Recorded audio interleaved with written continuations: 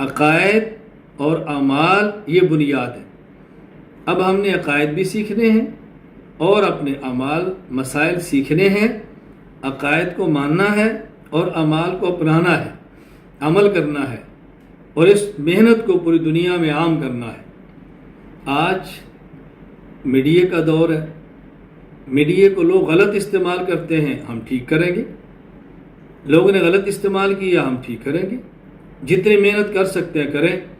ہر وہ شخص جو میری آواز کو سن رہا ہے، میں اس سے گزارش کروں گا اس آواز کو آگے پہنچائیں، اس بات کو آگے منتقل کریں۔ آئندہ نسلوں تک ہم نے انشاءاللہ ان علوم شریعت کو لے کر جانا ہے، رسول اکرم صلی اللہ علیہ وسلم کے دین کو لے کر جانا ہے۔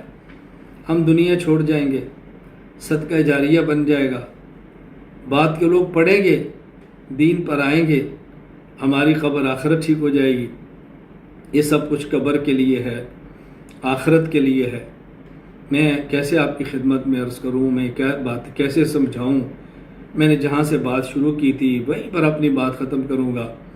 اپنی قبر، اپنی آخرت، ہم اس کی فکر کرنی ہے۔ دنیا پر بھی محنت کریں، کوئی اس میں اشکال کی بات نہیں۔ دنیا میں رہنا ہے، مکان بھی چاہیے، دنیا میں رہنا ہے لباس بھی چاہیے، دنیا میں رہنا ہے خوراک بھی چاہیے، دنیا میں رہنا ہے گاڑی بھی چاہیے۔ شریعت تو منع نہیں کرتی، اچھے سے اچھا قیمتی لباس پہنیں، اچھے سے اچھا قیمتی مکان بنائیں، اچھے سے اچھا قیمتی لباس پہنیں۔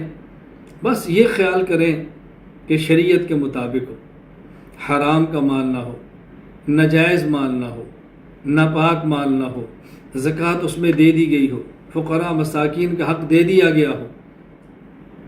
کریں، شریعت کم منع کرتی، اس بات کو ہم سمجھنے کی کوشش کریں۔ اللہ تعالیٰ مجھے بھی توفیق دے، اللہ آپ کو بھی توفیق عطا فرمائے۔